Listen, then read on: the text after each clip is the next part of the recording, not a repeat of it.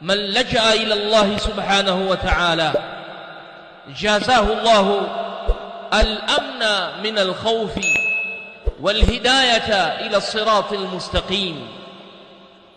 yeyote mwenye kujikimbiliza kwa Allah, mwenye kukimbia kwa Allah, mwenye kumkimbilia Allah, yeyote yule Mola wake atamlipa kwa kumpa amani, utulivu, sakina, waqar, kutokamana na hofu iliyokuwa imemtanda.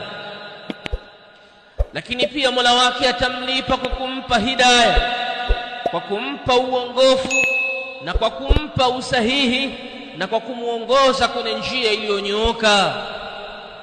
Qala Maula jalla wa ala, Allah subhanahu anasema, alladhina amanu wa lam yalbisu imanahum bidhulmin ulaika lahumul amn wa hum muhtadun.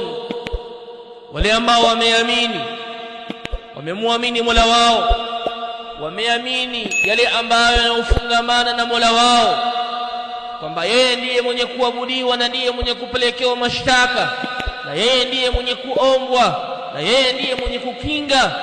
Alladhina amanu, wale ambao wameamini wakawa ni wakweli kwenye imani yao, wakawa ni wakweli kwenye yale mafungamano yao, kisha walam yalbisu imanahum bidhulmin, na hawakuichanganya imani yao na dhulma.